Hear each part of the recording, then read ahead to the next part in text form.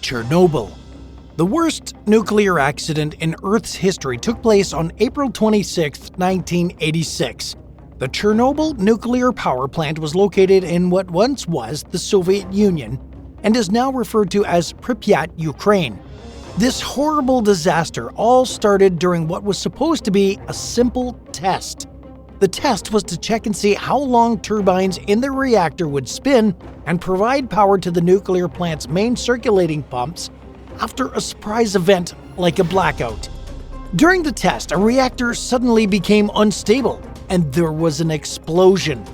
A second explosion went off not long after, and 2 workers at the plant were instantly killed. This disaster is seen as the largest uncontrolled radioactive release in history. Radioactive substances were sent into the atmosphere for 10 days straight.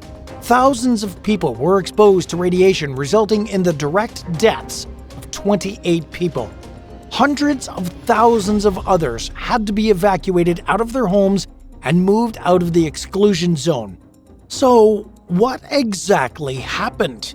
A flawed reactor design paired with inadequately trained staff led to the disaster. The reactors didn't have a sturdy enough containment structure. That is a concrete and steel dome to cover the reactor. It is designed with the purpose of keeping radiation inside the plant in case of an emergency. Over 500,000 people helped with the cleanup of Chernobyl. One of their duties was building the sarcophagus, which entombs the reactor that originally exploded. It was constructed to contain the leftover radioactive material. The city of Pripyat was quickly abandoned after the accident. There were about 50,000 people living there before they were forced to literally pack their belongings and leave town forever.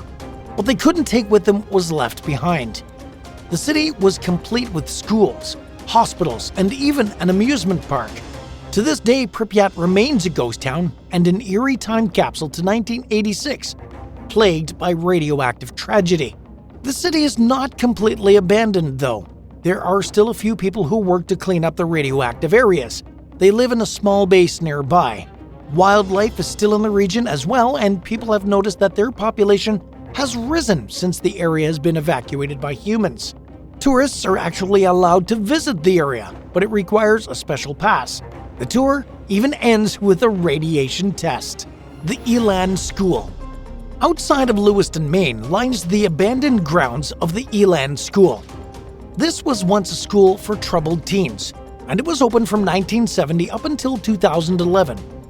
What was viewed as a last resort for helping young men and women get their lives back on track was, in reality, nothing more than an abusive center that did much more harm than it did good. Elan was established as a place for those with drug addiction to go for treatment. As the school established itself further, it became a center for troubled youths. The founders of Elan decided to use tough love to turn teens around. Tuition for this intensive program was upwards of $50,000 per student. Those enrolled in the program were said to be berated, not just by counselors, but by fellow students.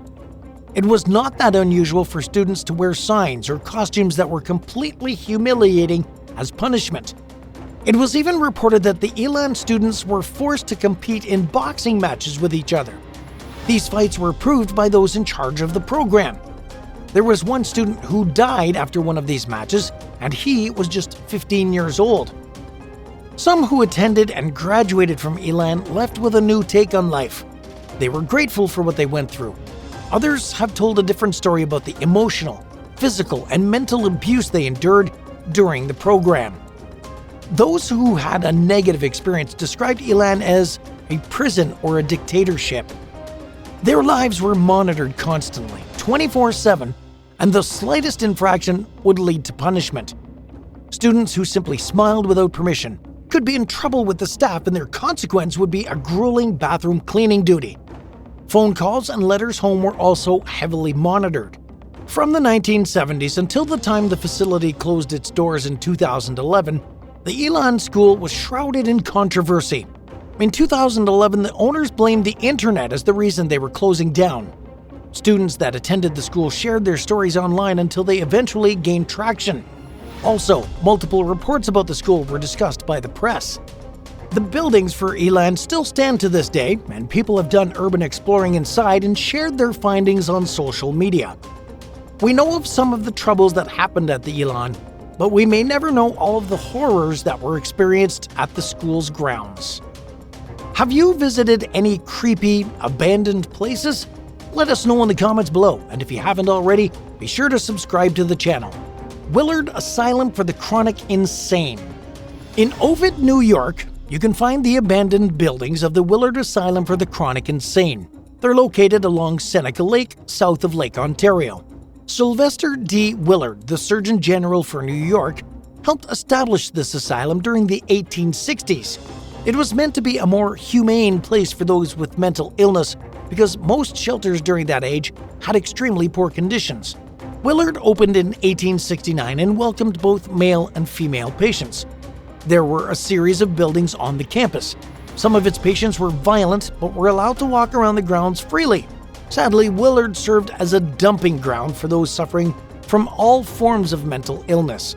More buildings were later built to accommodate the growing number of patients, and soon enough, the campus covered over 900 acres of land. During the 1870s, there were 1,550 patients, and it was the largest asylum in the U.S.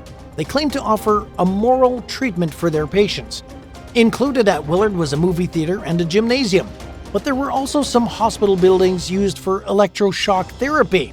The campus had a morgue as well, plus a cemetery full of graves marked with numbers, not the names of those who died.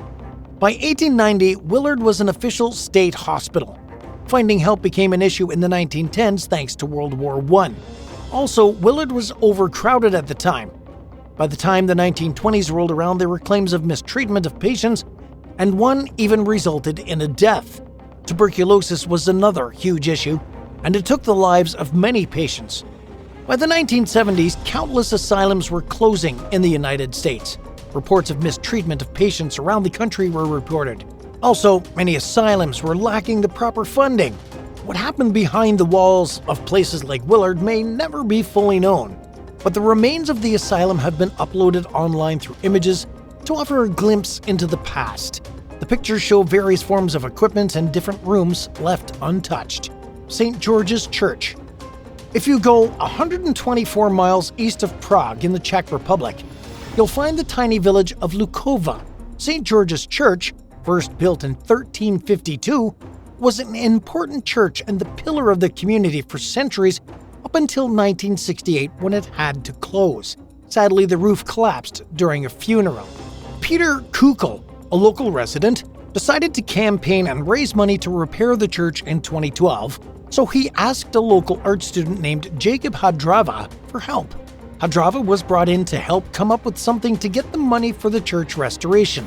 Hadrava came up with an ingenious plan to add something special to the church. He created plaster statues of people, but he designed them with sheets over them and placed them in the pews of the abandoned St. George's Church.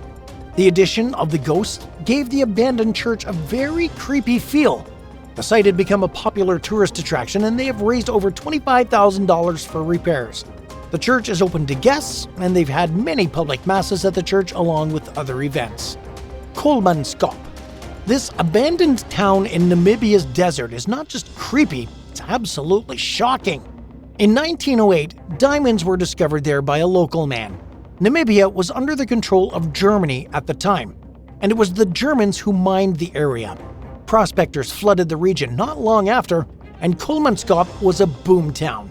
Diamonds made a few people rich, and for a while, 12% of the yearly diamond production came from this town.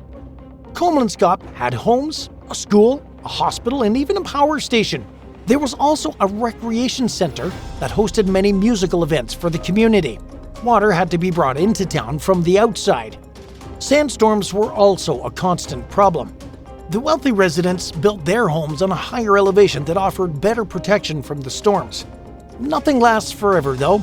Coleman Scott was pretty much finished by the end of the 1920s. People left when diamonds were found in another area. There was still mining taking place until the town was fully abandoned around 1956. Today, the town is completely empty and there's a tourist destination for those interested in ghost towns. But this town has a little something extra. Since the community has been abandoned, it has been overtaken by the desert. Many of the abandoned homes and shops are filled with dunes of sand. Sanji houses. An ambitious, futuristic housing project in Taiwan was a major disaster. In 1978, the Sanji houses were introduced to the public. These futuristic homes looked like UFOs. The company that built them hoped wealthy Taiwanese citizens or American soldiers stationed overseas would buy the homes. The properties had very futuristic designs and were equipped with modern conveniences. But rumors circulated around the island of Taiwan that the project was built on a haunted burial ground. There were a number of car accidents that took place near the construction site, and this fueled the rumor that the houses were built somewhere with major bad luck. Within 2 years of the homes being built, all hopes for profit were lost. The Sanji houses sat empty for almost 9 years. A new investor came in to resurrect the project, but soon discovered that the homes were not up to code. Taiwan is susceptible to earthquakes, and these homes were not designed properly to withstand these natural disasters. The area turned into a destination for those interested in creepy abandoned places. The homes were later demolished around 2008, since plans were set to build a water park on the site. House of Judah. Somewhere in Allegan County, Michigan, lies the remains of the House of Judah. Buildings painted blue and white are falling apart and serve as reminders of what happened there during the late 1970s and early 1980s. People moved here to be part of something called the House of Judah. This was a religious sect controlled by a man named William A. Lewis. He was a self-proclaimed prophet from Chicago that established a religious commune in Allegan County. Lewis started with a small group of followers, but it slowly grew to just under 100 people. The House of Judah lived in complete secrecy. A closer look reveals a cult, and they experienced the worst of the worst. Cult members were forced to work long hours, raising animals and keeping the commune clean. They grew their own crops, but the people there barely had anything to eat.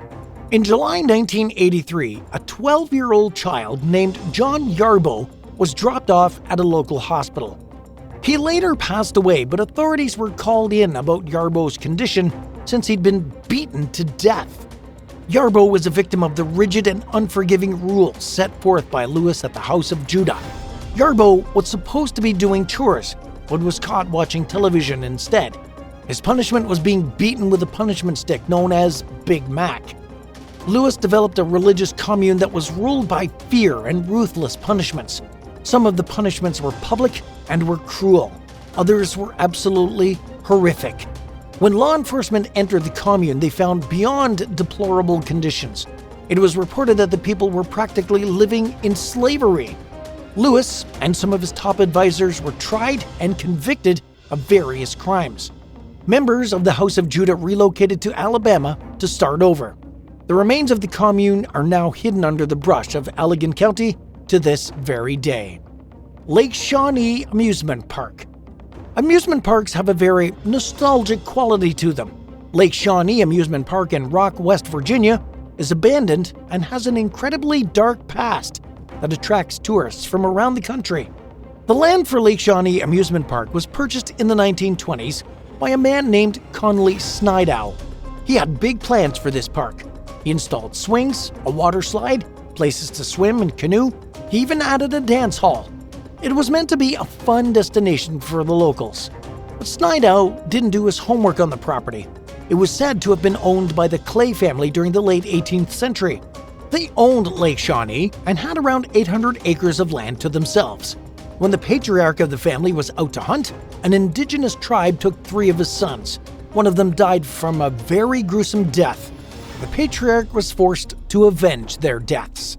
After learning of it, Snidow wasn't swayed by the history, but Lake Shawnee would have more incidents tied to its very dark history. From the 1920s until the late 1960s, 6 people died at the amusement park. Do you know of any abandoned locations that you'd like us to cover? Let us know in the comments. If you enjoyed this video, be sure to give it a thumbs up and subscribe to the channel. Thanks for watching. We'll see you in the next one. Bye for now.